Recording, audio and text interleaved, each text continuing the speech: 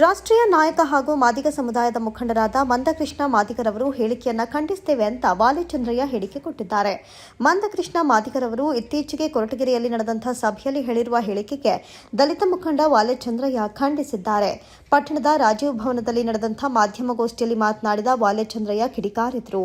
ಮಂದಕೃಷ್ಣ ಮಾದಿಗರವರ ಕೊರಟಗೆರೆಯಲ್ಲಿ ಹೇಳಿರುವಂತಹ ಹೇಳಿಕೆಯಿಂದ ಜನಾಂಗದ ದಾರಿ ತಪ್ಪಿಸುವ ಕೆಲಸವನ್ನ ಮಾಡ್ತಾ ಇದ್ದಾರೆ ಅಂತ ಆರೋಪಿಸಿದರು. ಇನ್ನು ಪಾವಗಡ ಶ್ರೀರಾಮ್, ಅನಿಲ್ ಕುಮಾರ್ ಸೇರಿದಂತೆ ಅನೇಕ ಮುಖಂಡರು ಮಾದಿಗ ಸಮುದಾಯದ ದಾರಿ ತಪ್ಪಿಸುವ ಕೆಲಸ ಮಾಡುತ್ತಿದ್ದಾರೆ. ಪರಿಶಿಷ್ಟ ಜಾತಿಯಲ್ಲಿರುವ ಎಲ್ಲಾ ಜನಾಂಗದವರನ್ನ ಕಾಂಗ್ರೆಸ್ ಪಕ್ಷ ಪರವಾಗಿದೆ. ಸದಾಶಿವ ಆಯೋಗದ ವರದಿಯನ್ನ ನಾವು ಹೇಳಿದಂತೆ ನಮ್ಮ ಪಕ್ಷಕ್ಕೆ ಈಗಾಗಲೇ ಕೇಂದ್ರ ಸರ್ಕಾರಕ್ಕೆ ಕಳಿಸಲಾಗಿದೆ. ಅನಂತ್ ಕುಮಾರ್ ಹೆಗ್ಡೆ ಅವರು ಸಂವಿಧಾನ ಬದಲಾವಣೆ ಮಾಡೋದಾಗಿ ಹೇಳ್ತಾ ಇರೋದು, ಇನ್ನು ಅನೇಕ ಬಿಜೆಪಿ ಮುಖಂಡರು ಸಂವಿಧಾನ ಬದಲಾವಣೆ ಮಾಡೋದಾಗಿ ಹೇಳ್ತಾ ಇರೋದು. ಇದರಿಂದ ತಿಳಿಯುತ್ತೆ ಬಿಜೆಪಿ ಅಧಿಕಾರಕ್ಕೆ ಬಂದರೆ ಸಂವಿಧಾನಕ್ಕೆ ತಿದ್ದುಪಡಿ ತರೋ ಮೂಲಕ ಕುತ್ತು ಬರುತ್ತದೆ ಎಂದು. ಹಾಗಾಗಿ ಕಾಂಗ್ರೆಸ್ ಪಕ್ಷ ನುಡಿದಂತೆ ನಡೆಯುವ ಪಕ್ಷ ನಮ್ಮದು. 2018ರಲ್ಲಿ ಅಧಿಕಾರಕ್ಕೆ ಬರಲು ಪುಲ್ವಾಮಾ ದಾಳಿ ಮುಂದೆ ಇಟ್ಕೊಂಡು ಜನರ ದಿಕ್ಕು ತಪ್ಪಿಸಿ ಅಧಿಕಾರಕ್ಕೆ ಬಂದಿದೆ. 2014ರಿಂದ ಇದುವರೆಗೂ ಬಡವರಿಗೆ, ರೈತರಿಗೆ ಯಾವ ಅನುಕೂಲವೂ ಆಗಿಲ್ಲ. ಹಾಗಾಗಿ ಈ ಬಾರಿ ನಮ್ಮ ತುಮಕೂರು ಲೋಕಸಭಾ ಕ್ಷೇತ್ರದ ದಲಿತ ಜನಾಂಗದವರು ಸೇರಿದಂತೆ ಎಲ್ಲಾ ಸಮುದಾಯದ ಜನರು ಈ ಮುದ್ದ ಹನುಮೇಗೌಡರ ಅವರ ಗೆಲುವಿಗೆ ಶ್ರಮಿಸಬೇಕು ಅಂತ ಮನವಿ ಮಾಡಿದರು. ಇನ್ನು ಚುನಾವಣೆ ಸಮಯದಲ್ಲಿ ಸಮುದಾಯಗಳ ದಿಕ್ಕನ್ನು ತಪ್ಪಿಸುತ್ತಿದೆ ಈ ಕೆಲಸ ಬಿಜೆಪಿ ಪಕ್ಷದವರು ಮಾಡ್ತಾ ಇದ್ದಾರೆ. ಜಾತಿಗಳ ನಡುವೆ ಕಿಚ್ಚು ಹಚ್ಚುವ ಕೆಲಸ ಮಾಡಿ ನಮ್ಮ ಒಗ್ಗಟ್ಟು ಮುರಿಯುವ ಕೆಲಸ ಮಾಡ್ತಾ ಇದೆ. ಇದನ್ನ ಬಿಟ್ಟು ಬೆಲೆ ಏರಿಕೆ ರೈತರ ಸಮಸ್ಯೆ ಕಡೆ ಗಮನ ಹರಿಸಲು ಸಮಯ ನೀಡಬೇಕು ಅಂತ ಮನವಿ ಮಾಡಿದ್ರು. ದೇಶದಲ್ಲಿ ಒಂದೇ ಪಕ್ಷ ಬಿಜೆಪಿ ಒಬ್ಬರೇ ನಾಯಕ, ಅವರು ಮೋದಿ ಎನ್ನುವಂತಹ ಕಲ್ಪನೆ ಮಾಡಿಕೊಂಡು ಈ ರೀತಿ ಕೆಲಸ ಮಾಡ್ತಿದ್ದಾರೆ ಎಂದರು. ಸತೀಶ್ ಎಸ್, ಮಾತೃ ಟಿವಿ, ಕೊರಟಗೆರೆ. ಅದೇ ಥರ ನಮ್ಮ ಮಲ್ಲಿಕಾರ್ಜುನ ಖರ್ಗೆ ಅವರು ರಾಷ್ಟ್ರೀಯ ನಾಯಕರು, ಪ್ರಶ್ನಾತ್ಮಕ ರಾಷ್ಟ್ರೀಯ ನಾಯಕರು, ಅವರು ಕೂಡ ನಮ್ಮ ಸಮುದಾಯದ ನಾಯಕರು ಮತ್ತು ಅವರಿಗೆ ಅತ್ಯಂತ ಗೌರವಗಳನ್ನು ನಾವು ಸಲ್ಲಿಸ್ತಾ ಇದ್ದೀವಿ. ಅವರ ಹೇಳಿಕೆಗಳಿಗೆ ಮತ್ತು ಮಲ್ಲಿಕಾರ್ಜುನ ಖರ್ಗೆ ಇಲ್ಲಿ ಕರ್ನಾಟಕದಲ್ಲಿ ನಮ್ಮ ಡಾಕ್ಟರ್ ಜಿ ಪರಮೇಶ್ವರ್ ಅವರು ಪ್ರಶ್ನಾತ್ಮಕ ನಾಯಕರು, ಅವರನ್ನು ಕೂಡ ನಾವು ಗೌರವಿಸ್ತೀವಿ. ಬಟ್ ಯಾವುದೇ ಹೇಳಿಕೆಗಳನ್ನು ನಾವು ಹೇಳಿಕೆಗೆ ಪ್ರತಿ ಹೇಳಿಕೆ ಮಾಡುವಂಥ ನಾವು ಅಷ್ಟು ದೊಡ್ಡವರಲ್ಲ. ಒಂದು ಸಮುದಾಯದ ದಿಕ್ಕನ್ನು ತಪ್ಪಿಸುವಂಥ ಒಂದು ಕೆಲಸನ ಯಾರೇ ಮಾಡಿದರೂ ಕೂಡ ಅದು ಬಿಜೆಪಿನವರು ಮಾಡಿದ್ದಾರೆ. ಅದು ಯಾರೇ ಮಾಡಿದರೂ ಕೂಡ ಅದು ಅಕ್ಷಮ್ಯ. ದೇಶ ಇವತ್ತು ಎದುರಿಸ್ತಾ ಇರೋದೇನು, ಅದರ ಕಡೆ ನಮ್ಮ ಹೆಚ್ಚು ಗಮನ ಇರಬೇಕು. ಇದೊಂದು ಸಮುದಾಯ ಬಿಡಿ ಒಳಮೀಸಲಾಗಿ ಅದನ್ನು ಮಾಡೋದು ಬಿಡೋದು ನಮ್ಮ ಒಗ್ಗಟ್ಟಿನ ಮೇಲೆ ನಿಂತಿರ್ತದೆ. ನಾವೆಲ್ಲ ನಮ್ಮ ಸಮುದಾಯ ಒಗ್ಗಟ್ಟಾದರೆ ಅದಕ್ಕೆ ಏನು ದೀರ್ಘಾವಧಿ ಕಾಲಾವಧಿ ಬೇಕಾಗಿಲ್ಲ. ಎಷ್ಟು ಬೇಗನೋ ಅಷ್ಟು ಬೇಗ ಅದು ಈಡೇರ್ತದೆ. ನಮ್ಮ ಜನಾಂಗ, ನಮ್ಮ ಓಟು ಒಗ್ಗಟ್ಟಾಗಿದ್ದರೆ ಮಾತ್ರ. ಇದು ಯಾವುದೇ ಲಾಜಿಕ್ ಅಲ್ಲ, ತೊಂದರೆ ಅಲ್ಲ, ಏನು ಅಲ್ಲ. ಇಷ್ಟು ಮಾಡಬೇಕು, ಮಾಡೋದು ಅದು ಹಾಗೆ ಆಗ್ತದೆ. ಬಟ್ ನಮ್ಮಲ್ಲಿ ಎಲ್ಲ ರಾಜಕೀಯ ಪಕ್ಷಗಳು ಒಬ್ಬೊಬ್ಬರನ್ನ ಎತ್ಕಟ್ಟಿ, ಜಾತಿ ಮಧ್ಯೆ ಎತ್ಕಟ್ಟಿ, ಒಳಪಂಗಡಗಳಲ್ಲಿ ಎತ್ಕಟ್ಟಿ ನಾಯಕರನ್ನು ಸೃಷ್ಟಿ ಮಾಡಿ ಅವರಲ್ಲಿ ಅಸಮಾಧಾನದ ಬೆಂಕಿ ಹಚ್ಚಿ ಇವನ್ನೆಲ್ಲನೂ ಕೂಡ ನಮ್ಮ ಒಗ್ಗಟ್ಟನ್ನು ಮುರಿದು ನಮ್ಮ ಬೇಡಿಕೆಗಳು ಹೀಗೆ ಈಡೇರಿಕೆ ಮುಂದೊಂದು ಹೋಗುವಂಥ ವಾಸ್ತವ ಸ್ಥಿತಿ. ಇದನ್ನು ಮರೆಮಾಚಿ ಚುನಾವಣೆ ಸಂದರ್ಭದಲ್ಲಿ ನಾವು ಯಾವುದೇ ಪರವಾಗಿ ಏನೇ ಹೇಳಿಕೆ ಕೊಟ್ಟರು ಕೂಡ ಸಮುದಾಯದ ಪರವಾಗಿ ನಾನೇ ಆಗಲಿ ಇನ್ನೊಬ್ಬರೇ ಆಗಲಿ ಅದು ಪ್ರಾತಿನಿಧಿಕವಾದಂಥ ಹೇಳಿಕೆ ಆಗೋದಿಲ್ಲ. ಇದು ವಾಸ್ತವ. ಆದ್ದರಿಂದ ದಯಮಾಡಿ ದೇಶ ಎದುರಿಸ್ತಾ ಇರೋಂಥ ಬೆಲೆ ಏರಿಕೆ, ಕೋಮುಗಲಿಕೆ ಮತ್ತು ಸಂವಿಧಾನ ಬದಲಾವಣೆ ಮಾಡೋದು ಮತ್ತು ಇನ್ನೂ ಮಹಿಳೆಯರ ಮೇಲೆ ನಡೆಯುವಂಥ ದೌರ್ಜನ್ಯ, ಇವನ್ನೆಲ್ಲ ನಾವು ಪರಿಗಣಿಸಿ ಒಂದು ತೀರ್ಮಾನಕ್ಕೆ ನಾವು ನಿತ್ಯದಲ್ಲಿ ನಮ್ಮ ಸಮುದಾಯವನ್ನು ಕೂಡ ಕೈಗೊಳಿಸಬೇಕು ಅಂತ ಹೇಳ್ಬಿಟ್ಟು ನಮ್ಮ ಒಂದು ಉದ್ದೇಶ. ಆ ಕಾರಣಕ್ಕಾಗಿ ನಾವು ಈಗಿನ ಸಂದರ್ಭದಲ್ಲಿ ಏನು ಒಂದು ವಿರೋಧ ಪಾರ್ಟಿ ಕೇಂದ್ರದಲ್ಲಿ ಇಲ್ಲ, ಒಂದು ಸಂಸದೀಯ ವ್ಯವಸ್ಥೆಯ ಒಂದು ಪ್ರಮುಖ ಲಕ್ಷಣ ಅಲ್ಲಿ ಸಮರ್ಥವಾದಂಥ ಒಂದು ವಿರೋಧ ಪಕ್ಷ ಇರಬೇಕು. ಆದರೆ ವಿರೋಧ ಪಕ್ಷ ಇಲ್ಲದೇ ಏಕಪಕ್ಷೀಯ ಏಕನಾಯಕತ್ವನ ಪ್ರತಿಪಾದಿಸಿಕೊಂಡ ಮೋದಿಯೇ ಈ ದೇಶದ ಏಕಮಾತ್ರ ನಾಯಕ ಮತ್ತು ಬಿಜೆಪಿನೇ ಏಕಮಾತ್ರ ಒಂದು ಪಕ್ಷ ಅಂತ ತಿಳ್ಕೊಂಡು ಅದನ್ನೇ ಕೂಡ ಸುಳ್ಳು ಹೇಳಿಕೊಂಡು, ಉದಾಹರಣೆಗೆ ನಾವು ಬಿಜೆಪಿ ಪಕ್ಷ ಇದೇ ನರೇಂದ್ರ ಮೋದಿ ಆರಂಭದಲ್ಲಿ 2 ಕೋಟಿ ಉದ್ಯೋಗನ ಪ್ರತಿ ವರ್ಷ ಯುವಕರಿಗೆ ಕೊಡ್ತೀವಿ ಅಂತ ಹೇಳಿದರು. ಬೆಲೆಯನ್ನು ದ್ವಿಗುಣಗೊಳಿಸ್ತೀವಿ ಅಂತ ಹೇಳಿದರು. ಮತ್ತೆ ವಿಶ್ವ ಬ್ಯಾಂಕ್ ಸ್ವಿಸ್ ಬ್ಯಾಂಕ್ನಲ್ಲಿರುವಂಥ ಕಪ್ಪು ಹಣನ ತಂದು ಪ್ರತಿ ಮನೆಗೂ ಕೂಡ 15 ಲಕ್ಷ ರೂಪಾಯಿನ ನೆಲೆಸ್ತೀವಿ ಅಂತ ಹೇಳಿದರು. ಯಾವುದಾದ್ರೂ ಆಗಿದೆಯಾ? ಯಾವುದೂ ಆಗಿಲ್ಲ. ಇವನ್ನೆಲ್ಲ ಬಿಟ್ಟು ಸುಳ್ಳು ಹೇಳ್ಕೊಂಡು ಜನನ ಏಕಪಕ್ಷೀಯವಾಗಿ ಬರೀ ನರೇಂದ್ರ ಮೋದಿ ಅಂತ ಹೇಳ್ಬಿಟ್ಟು ಪ್ರಚಾರ ಮಾಡಿಕೊಂಡು ಏಕವ್ಯಕ್ತಿ ಕೇಂದ್ರೀಕೃತವಾಗಿ ಯಾವುದೇ ನಾಯಕರು ಅಮಿತ್ ಶಾ ಮತ್ತು ಇವರು ನರೇಂದ್ರ ಮೋದಿ ಇವರಿಬ್ಬರನ್ನ ಬಿಟ್ಟು ಇದ್ರೆ ಬಿಜೆಪಿಯಲ್ಲಿ ಯಾರಾದರೂ ನಾಯಕರಿದ್ದರೆ ತೋರಿಸ್ರಿ, ಅವ್ರನ್ನ ಸ್ಟಾಕ್ ಪ್ರಚಾರಕ್ಕಾಗಿ ಎಲ್ಲಾದರೂ ದೇಶದಲ್ಲಿ ನಾವು ನೋಡ್ತೀವ? ಇಲ್ಲ. ಅವರಿಬ್ಬರೇ ಒಂದು ಆರ್ಭಟ, ಅವರಿಂದನೇ ಈ ದೇಶ ನಡೀತಾ ಇದೆ, ವಿಶ್ವಕ್ಕೆ ಅದರ ಸ್ಥಾನಮಾನ ಕೂಡ ತಂದುಕೊಟ್ಟಿದೆ ಅಂತ ಹೇಳ್ಬಿಟ್ಟು ಸುಳ್ಳನ್ನ ಹೇಳ್ತಾ ಹೋಗ್ತಾರೆ.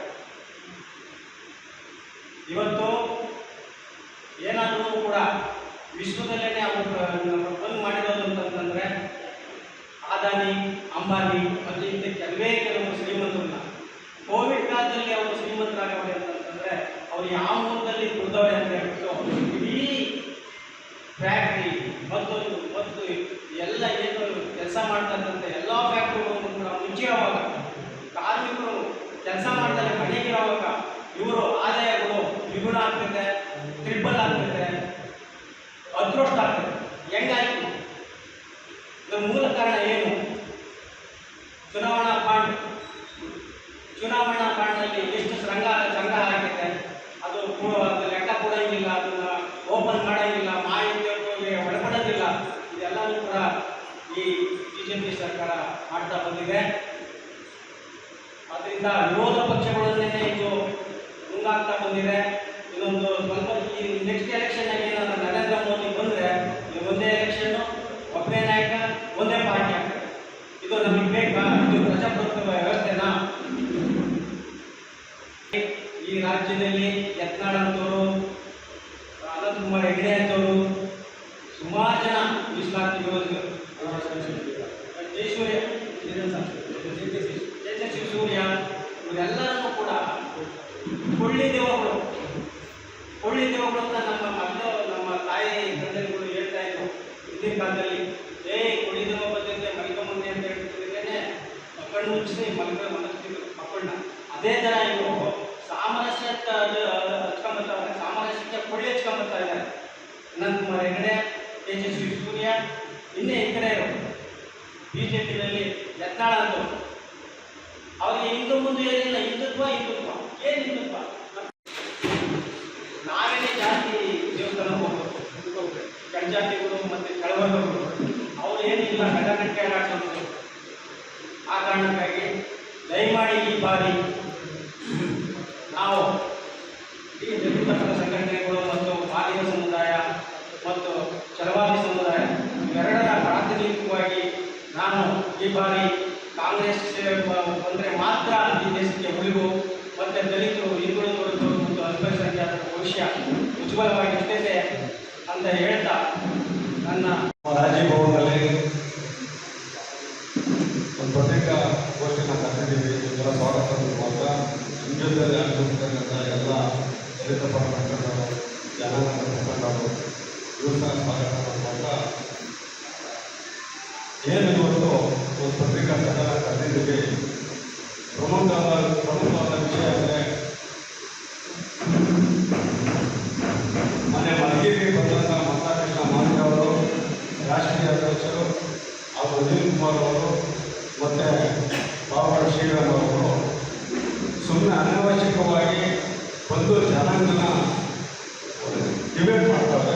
ಒಂದಾಗಿರೋಂಥ ಜನಾಂಗನ, ಒಗ್ಗಟ್ಟಾಗಿರೋಂಥ ಜನಾಂಗನ ಇವತ್ತು ಬಂದು ಇಲ್ಲದ ಹೇಳಿಕೆಯನ್ನು ಕೊಟ್ಟು ತಪ್ಪು ದಾರಿಯನ್ನು ತಪ್ಪಿಸ್ತಾರೆ. ಮಂದಕೃಷ್ಣ ಮಹಾದೇವರು ನಮ್ಮ ಜನಾಂಗನ ಮುಖಂಡರು ಮುಸಲ್ಮಾನ ಹೇಳೋದನ್ನು ಒಪ್ಕೊಂತೀವಿ, ಅಂತಾಗತ್ತದೆ ಏನಿಲ್ಲ. ಆದರೆ ಅವರಿಗೆ ಕನ್ನಡನೇ ಬರಲ್ಲ. ಕರ್ನಾಟಕದ ವಾಸ್ತವನೇ ಅವ್ರಿಗೆ ಗೊತ್ತಿಲ್ಲ. ಕರ್ನಾಟಕದಲ್ಲಿ ಎಷ್ಟು ಚಳುವಳಿಯಾಗಿದೆ, ಯಾವ ಸಂಘಟನೆ ಇದೆ, ಯಾವ ಸಂಘಟನೆ ಯಾರ ಪರವಾಗಿ ಹೋರಾಟ ಮಾಡಿದೆ ಅಂತೇಳಿ ಮಂದಕೃಷ್ಣ ಮಾದಿಗ ಸಾಹೇಬರಿಗೆ ವಿಷಯ ಗೊತ್ತಿಲ್ಲ. ಜನಾಂಗ ಮಾದಿಗ ಮೀಸಲಾತಿ ಹೋರಾಟ ಸಮಿತಿ ಜನಾಂಗ ಉಳಿಬೇಕು ಅಂತೇಳಿ ಅವರು ಶ್ರೀರಾಮ್ ಅವರು ಸಹ ಹೋರಾಟ ಮಾಡ್ತಾರೆ. ಸದಸ್ಯ ಆಯೋಗ ರಚನೆ ಆಗುತ್ತೆ. ಏನು ಒಂದು ಇದಕ್ಕೆಲ್ಲ ಕಾರಣ ಹೋರಾಟ ಮಾಡತಕ್ಕಂಥ ಎಲ್ಲ ಸಂಘಟನೆಗಳ ಕಾರಣ. ಇದನ್ನು ಮನೆ ಮಾಚಿ ಕನ್ನಡ ಬರಲ್ಲ ಅವರಿಗೆ ಇಲ್ಲದವರ ಹೇಳಿಕೆಯನ್ನು ಹೇಳಿ ಏನು ಕಾಂಗ್ರೆಸ್ ಪಕ್ಷ ದೇಶದಲ್ಲಿ ರಾಜ್ಯದಲ್ಲಿ ಸತತವಾಗಿ ಒಳಮೀಸಲಾತಿಗೆ ಸದಸ್ಯ ಆಯೋಗಕ್ಕೆ ತೊಂದರೆ ಕೊಡ್ತಾ ಇದೆ ಅಂತೇಳಿ ಹೇಳಿಕೆಯನ್ನು ಮಾಡಿದ್ದಾರೆ. ಅದೆಲ್ಲ ಸುಳ್ಳು ಅಂತೇಳಿ ನಾವು ಈ ವೇದಿಕೆ ಮುಖಾಂತರ ಜನಾಂಗದ ಮುಖಾಂತರ ಅವರಿಗೆ ನಾವು ಅದನ್ನು ತಿಳುವಳಿಕೆ ಹೇಳೋದು ಪರಿಸ್ಥಿತಿ ಆಗಿದೆ. ಏನು ಹಿಂದೆ ಎಸ್ ಎಂ ಕೃಷ್ಣ ಅವರ ಸರ್ಕಾರ ಇದ್ದಾಗ ಸದಾಶಿವ ಆಯೋಗ ರಚನೆ ಆಗುತ್ತೆ. ಅವತ್ತು ಸಹ ಇದು ಕೇಳ್ತಾ ಇರ್ತಕ್ಕಂಥದ್ದು ಸರಿ ಇದೆ. ಎಡಗೈ ಜನಾಂಗ, ಬಲಗೈ ಜನಾಂಗ, ಭೋವಿ ಜನಾಂಗ, ಅಪ್ಪಾಡಿ ಜನಾಂಗ, ಏನು ಎಸ್ಸಿಯಲ್ಲಿ ಬರ್ತಕ್ಕಂಥ 102 ಜಾತಿಗೂ ನಾವು ಮೀಸಲಾತಿನ ಕೊಡಬೇಕು, ಸದಾಶಿವ ಆಯೋಗ ಪ್ರಕಾರ ನಾವು ಡಿಬೇಟ್ ಮಾಡಿ ಕೊಡಬೇಕು ಅನ್ನೋದನ್ನ ತೀರ್ಮಾನ ಆಗಕ್ಕೆ ಅವತ್ತಿನ ಎಸ್ ಎಂ ಕೃಷ್ಣ ಅವರು ಕಾಂಗ್ರೆಸ್ಸಿನ ಮುಖ್ಯಮಂತ್ರಿವಾಗಿರ್ತಾರೆ. ಅವತ್ತು ತೀರ್ಮಾನ ತಗೊಂತಾರೆ. ಅದಾದ ನಂತರ ಎರಡನೇ ಬಾರಿ ಏನು ಜಿ ಪರಮೇಶ್ವರ್ ಅವರು ರಾಜ್ಯದ ಉಪಮುಖ್ಯಮಂತ್ರಿ ಆಗಿರ್ತಾರೆ. ಅವಾಗ ಈ ಬ್ಯಾಕ್ ಮುಂದೆ ಕೋರ್ಟ್ ಅವರನ್ನು ವಜಾ ಮಾಡಬೇಕು, ಇಂಪಟ್ಟಿನ ಕೊಟ್ಬಿಡುತ್ತೆ. ಆ ಟೈಮಲ್ಲಿ ಸಹ ಕ್ಯಾಬಿನೆಟ್ ತಂದು ಈ ದಲಿತರಿಗೆ ಕಟ್ಟಿಸಿ ಜನ ಬಲಿ ಆಗಿದೆ ಅಂತ ಹೇಳಿ ಇವತ್ತು ಕ್ಯಾಬಿನೆಟ್ ಇಟ್ಟು ಎಲ್ಲರಿಟ್ಟು ಮತ್ತೆ ತೀರ್ಮಾನ ತಗೊಂಡು ನೀವು ಮಾಡಿದ ಕೋರ್ಟ್ ಸರಿ ಇಲ್ಲ, ನಮಗೆ ಒಳ್ಳೆಯವರು ಮಾತಿಗೆ ತೊಂದರೆ ಆಗುತ್ತೆ, ಬ್ಯಾಕ್ ಆಗುತ್ತೆ ಅಂತೇಳಿ ಅವ್ರು 304 ಜನ ಸಬ್ ಇನ್ಸ್ಪೆಕ್ಟರ್ ಆಗಿರೋದು ಜಗತ್ತರ್ ಆಗ್ತಾರೆ, ಡಾಕ್ಟರ್ ಆಗಿರೋ PC ಆಗ್ತಾರೆ, ಇಂಜಿನಿಯರ್ ಆಗಿರ್ತಕ್ಕಂಥ ಒಬ್ಬ FTC ಆಗೋ ಪರಿಸ್ಥಿತಿ ಬಂದ್ಬಿಡುತ್ತೆ. ಅವರಿಗೂ ಸಹ ಸಹಾಯ ಮಾಡುವಂಥ ಸರ್ಕಾರ ಕಾಂಗ್ರೆಸ್ ಸರ್ಕಾರ, ಇದೇ ಜಿ ಪರಮೇಶ್ವರ್ ಅವರು, ಇದೇ ಮಾದೇವರವರು, ಇದೇ ಸಿದ್ದರಾಮಯ್ಯ ಅವರು ಇಷ್ಟಪಡ್ತಾರೆ. ಅದಾದ ಸರ್ಕಾರಕ್ಕೆ ಶಿಫಾರಸು ಮಾಡುವಂಥ ಕೀರ್ತಿ ಕಾಂಗ್ರೆಸ್ ಸರ್ಕಾರಕ್ಕೆ ಬರುತ್ತೆ. ಅದು ಎಸ್ ಸಿ ಮಾದೇವಪ್ಪ, ಮಲ್ಲಿಕಾರ್ಜುನ ಖರ್ಗೆ ಅವರು, ಜಿ ಪರಮೇಶ್ವರ್ ಅವರು ಇವರ ಸಮ್ಮುಖದಲ್ಲೇ ಸಹ ಕೇಂದ್ರ ಸರ್ಕಾರಕ್ಕೆ ವರದಿನ ಸದಾಶಿವ ವರದಿನ ಈ ಕೇಳ್ತಕ್ಕಂಥ ರೀತಿ ಸರಿ ಇದೆ ಅಂತೇಳಿ ಆ ವರದಿನ ಕೇಂದ್ರ ಸರ್ಕಾರ ಕಳಿಸಿದೆ. ಅದಾದಮೇಲೆ ಚಿತ್ರದುರ್ಗದಲ್ಲಿ ಮೊದಲನೇ ಸಭೆಯಲ್ಲಿ ಮೊದಲನೇ ಪ್ರಣಾಳಿಕೆಯನ್ನು ನಾವು ಸರ್ಕಾರ ಅಧಿಕಾರ ಬಂದ ತಕ್ಷಣ ಏನು SC ಮೀಸಲಾತಿ ಏನಿದೆ ಸದಾಶಿವ ಆಯೋಗವನ್ನು ತರ್ತೀವಿ ಅಂತೇಳಿ ಪ್ರಣಾಳಿಕೆಯಲ್ಲಿ ಮೊದಲೇ ಹೇಳಿಕೆ ಕೊಟ್ಟಂಥ ಒಂದು ಸಭೆ ಆಗುತ್ತೆ. ಅದೇ ರೀತಿ ಸಹ ಕೇಂದ್ರ ಸರ್ಕಾರಕ್ಕೆ ಕಳಿಸಿದ್ದಾರೆ ವರದಿನ. ಮತ್ತೆ ಏನು ಇವತ್ತು BJP ಪರವಾಗಿ ಮಂದಕೃಷ್ಣ ಮಾದಿಗರವರು ಮತ್ತೆ ಬಾಬಾ ಶ್ರೀರಾಮ್ ಅವರು ಮತ್ತೆ ಅನಿಲ್ ಕುಮಾರ್ ಅವರು ಬಂದಿದ್ದಾರೆ. ಅವರಿಗೆ ವಿಷಯನೇ ಗೊತ್ತಿಲ್ಲ. ಮೋದಿ ಮತ್ತೆ ಪ್ರಧಾನಿಯಾದರೆ ಸಂವಿಧಾನ ಬದಲಾವಣೆ ಮಾಡಬೇಕು ಅಂತೇಳಿ ನಮ್ಮ ಎತ್ತಾಳವರೇ ಕೊಟ್ಟಿರ್ತಕ್ಕಂಥ ಪೇಪರ್ ಡಾಕ್ಯುಮೆಂಟ್ ಇದೆ. ಇದು ನಮ್ಮ ಮಂದಕೃಷ್ಣ ಅವರಿಗೆ ಗೊತ್ತಿಲ್ಲ. ಅದಾದಮೇಲೆ ಸಂವಿಧಾನದ ಕರಡನ್ನು ರಚನೆ ಮಾಡಿದ್ದು ಬ್ರಾಹ್ಮಣರೇ ಬಂದು ಅಂಬೇಡ್ಕರ್ ಅಲ್ಲ ಅನ್ನೋದನ್ನ BJP ಮುಖಂಡರೇ ಪತ್ರಿಕೆ ಹೇಳಿಕೆ ಮಾಡಿದ್ದಾರೆ ಸ್ಪೀಕರ್ ಅವರು. ಅದೇ ರೀತಿ BJP ಸೇರಿದಂಥ ಜ್ಯೋತಿ ಅವರು ಅನಂತಕುಮಾರ್ ಹೆಗಡೆ ಜ್ಯೋತಿ ಅಂತೇಳಿ ಅವರೇ BJP ಮುಖಂಡರು, ಅವರು ಸಹ ಹೇಳಿಕೆ ಕೊಡ್ತಾರೆ. ಶೂಗೆ ಪಾಲಿಸತಕ್ಕಂಥ ಜನಾಂಗ ಇವತ್ತು ಸಂವಿಧಾನದ ಹೆಸರಲ್ಲಿ ಈ ದೇಶ ಕೊಡ್ತಾರೆ ಅಂತೇಳಿ ಅವರು ಸಹ ಏನು ವಿರೋಧ ಮಾಡತಕ್ಕಂಥ ದಾಖಲೆ ಇದೆ. ಅದಾದ ನಂತರ ಏನು ಮಹಿಳಾ ಮೋರ್ಚಾ, BJP ಮಹಿಳಾ ಮೋರ್ಚಾ ಅವರು ನಾಯಕರು ಹೇಳ್ತಾರೆ ಯಾವುದೇ ಕಾರಣಕ್ಕೂ ಸಂವಿಧಾನ ತಿದ್ದುಪಡಿ ಮಾಡೋಕ್ಕೆ ನಮಗೆ ಹಕ್ಕಿದೆ, ನಾವು ಚೇಂಜ್ ಮಾಡ್ತೇವೆ ಅಂತ ಹೇಳಿ ಇಷ್ಟು ಜನ BJPಯ ಮುಖಂಡರು, ರಾಜಕೀಯ ಮುಖಂಡರು ಒಂದ್ಸಲ ಅನಂತಪುರವೇ ನಾಡೋಡ BJP RSS ಮುಖಂಡ RSS ಒಂದು ಸಂಸ್ಥಾನದಲ್ಲಿ ಒಂದು ಏನು ಮೋಹನ್ ಭಾಗವತ್ ಅವರು ಒಂದು ನಿರ್ಣಯ ಕೊಡ್ತಾರೆ. ಈಗ ಈ ದೇಶದಲ್ಲಿ ಚೇಂಜ್ ಮಾಡಬೇಕು ಅಂದ್ರೆ ಸೀಟ್ ಬರಬೇಕು, ಸೀಟ್ ಕೊಡ್ತಾರೆ.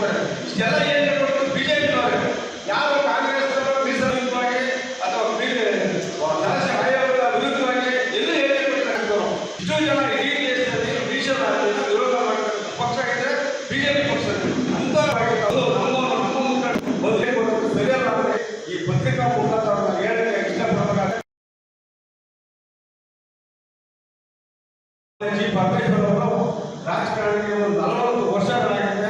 40 ವರ್ಷದಿಂದ ಏನು 89ರಲ್ಲಿ ಮಂದಿ ಮಾಡ್ತಾರೆ, ಅಲ್ಲಿ ಪ್ರಚಂಡ ಬಹುಮತವನ್ನು ಗಳಿಸ್ತಾರೆ. ಅದಕ್ಕೆ ಕಾರಣ ಎಸ್ಸಿ ಜನಾಂಗ. ಅದಾದ ನಂತರ 2008ರಲ್ಲಿ ನಮ್ಮ ಕೊಟ್ಟಿಗೆ ಶಾಸಕರಾಗ್ತಾರೆ. ಅದಾದಮೇಲೆ 2015ರಲ್ಲಿ ಆಗ್ತಾರೆ, 2023ರಲ್ಲಿ ಆಗ್ತಾರೆ. ಈ 3-4 ಎಲೆಕ್ಷನ್ನಲ್ಲಿ ಇವತ್ತು ಪರಮೇಶ್ವರ್ ಅವರನ್ನ ಕೈ ಹಿಡಿದಿರ್ತಕ್ಕಂಥ ಜನಾಂಗ ಅಂದರೆ ಎಲ್ಲ ಜನಾಂಗ ಕೈ ಹಿಡಿದಿದೆ. ಆದರೆ ಎಸ್ಸಿ ಜನಾಂಗ ಬಹುತೇಕ ಕೈ ಹಿಡಿದು ಈ ರಾಜ್ಯದ ಉನ್ನತ ಮಟ್ಟಕ್ಕೆ ಹೋಗೋಕ್ಕೆ ಕಾರಣವೇ ಎಸ್ಸಿ ಜನಾಂಗ ಅಂತೇಳಿ ಈ ಮೂಲಕ ಹೇಳಕ್ಕೆ ಇಷ್ಟಪಡ್ತೀನಿ.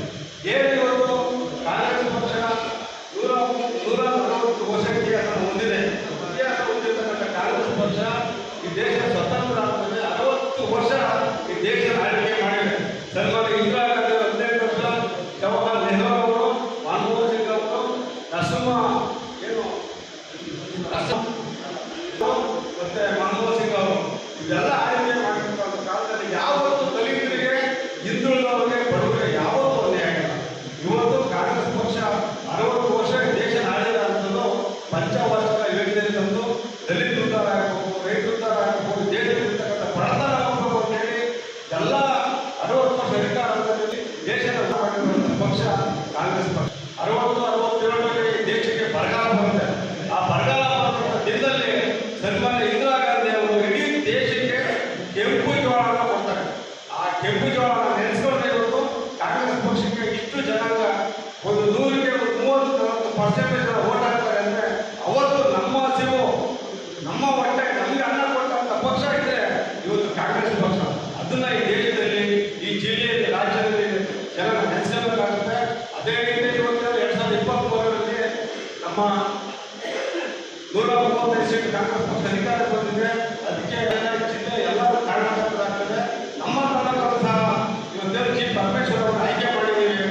ಅವರು ಪ್ರಣಾಳ ಸಮಿತಿಯ ಅಧ್ಯಕ್ಷ ಆದಮೇಲೆ ಏನು 5 ಗ್ಯಾರಂಟಿಗಳನ್ನ ತಂದ್ರು.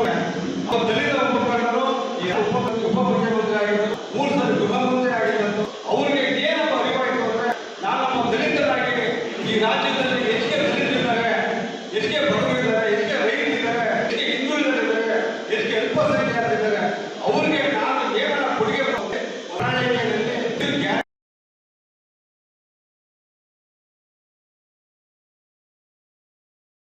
ಇರ್ತಕ್ಕಂಥ ರಾಜ್ಯದ ಎಲ್ಲ ಪ್ರತಿಯೊಬ್ಬ ಬಡವರು ಅನುಕೂಲವಾಗಲಿ ಅಂತೇಳಿ ಒಂದು 5 ಗ್ಯಾರಂಟಿಗಳನ್ನು ತಂದು ಇವತ್ತು ನಮಗೋಸ್ಕರ ಅವರು ಇಷ್ಟು ಹೋರಾಟ ಮಾಡಿದ್ದಾರೆ. ಅದರಂತೆ ಇವತ್ತೇನ ಇವತ್ತು ಪಕ್ಷದ ಗ್ಯಾರಂಟಿಗಳನ್ನು ತಗೊಂಡು ದಲಿತ ಉದ್ಧಾರ ಆಗ್ತಿರೋದಕ್ಕೆ ಕಾರಣ ಜಿ ಪರಮೇಶ್ವರ್ ಅವರು. ನಾವು ಈ ಕಾರಣಕ್ಕೋಸ್ಕರ ಕಾಂಗ್ರೆಸ್ ಪಕ್ಷ ನಮ್ಮನ್ನು ಇಷ್ಟು ವರ್ಷ ಸಾಕಿದೆ, ಮುಂದೆ ಸಾಕ್ತಾ ಇದೆ. ಇವತ್ತು ಸಹ ಒಂದು ಕುಟುಂಬಕ್ಕೆ 5,000 ರೂಪಾಯಿಗಳನ್ನು ಕೊಡ್ತಕ್ಕಂಥ ಸರ್ಕಾರ ನಮ್ಮ ರಾಜ್ಯ ಸರ್ಕಾರ. ಮತ್ತೆ ಡಿ ಕೆ ಶಿವಕುಮಾರ್ ಅವರು ಮತ್ತೆ ಮೂಡಿಯವರು ಕಾರಣ ಅದೇ ಇವತ್ತು ನಾವೆಲ್ಲ ಏನು ನೀವು ಆಯ್ಕೆ ಮಾಡಿದ್ದೀರ, ಪರಮೇಶ್ವರ್ ಬೆಂಬಲ ಪಡಿಸಿದ್ದೀರ, ಬಹುಮತದಿಂದ ಗೆಲ್ಲಿಸಿದ್ದೀರ. ಇವತ್ತು ಅವರು ಈ ರಾಜ್ಯದ ಉನ್ನತ ಸ್ಥಾನಕ್ಕೆ ಹೋಗ್ಬೇಕಂದ್ರೆ ದಲಿತರ ಪಾತ್ರ ತುಂಬಾ ಇದೆ. ಮುಂದೆ ಸಹ ತುಂಬಾ ಜವಾಬ್ದಾರಿ ಇದೆ. ಇದನ್ನ ಅರ್ಥ ಮಾಡಿಕೊಳ್ಳುವಂತ ಎಲ್ಲ ದೊಡ್ಡ ಮಾಡಿ ಇವತ್ತು ದಲಿತ ಪರ ಸಂಘಟನೆಗಳು, ಜನಾಂಗದ ಮುಖಂಡರು ಎಲ್ಲರೂ ಪರಮೇಶ್ವರ್ ಅವರ ಉಳಿಯುವುದಾಗಿ, ಪರಮೇಶ್ವರ್ ಅವರ ಗೌರವಕ್ಕಾಗಿ ಅವರು ನಮ್ಮ ಜನಾಂಗದ ಮುಖಂಡರು, ದಲಿತ ಪರ ಮುಖಂಡರು, ಈ ರಾಜ್ಯದ ಗೃಹಮಂತ್ರಿಗಳು ಅವರ ನೆರಳಲ್ಲಿ ನಾವೆಲ್ಲರೂ ಬಂದಿರ್ತಾ ಇದ್ದೀವಿ. ಅವರು ನಮ್ಮ ಜನಾಂಗದ ಮುಖಂಡರು ಅವರನ್ನು ಉಳಿಸಬೇಕಾಗಿ ಇಡೀ ಜನಾಂಗದ ಮುಖಂಡರಲ್ಲಿ ನಾವು ಕೈ ಮುಗಿದು ಕೇಳಬೇಕಾಗುತ್ತೆ ಅಂತ ಈ ಪತ್ರಿಕೆ ಮುಖಾಂತರ ಹೇಳಕ್ಕೆ ಇಷ್ಟಪಡ್ತೀನಿ. ಇವತ್ತು 2014 10 ವರ್ಷ ಇವತ್ತು ಈ ದೇಶ ಆಳ್ತಾರೆ.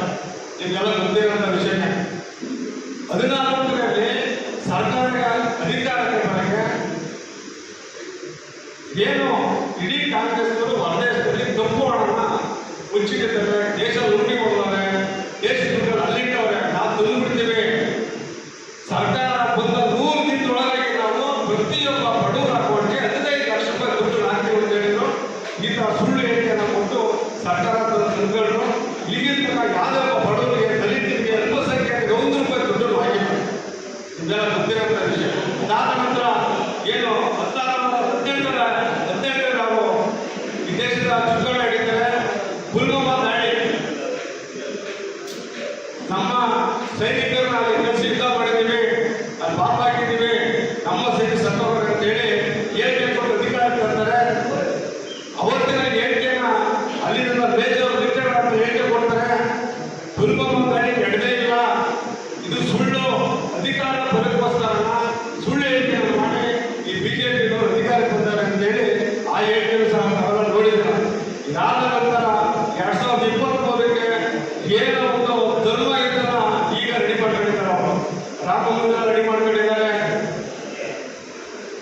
ಪ್ರತಿಯೊಬ್ಬರು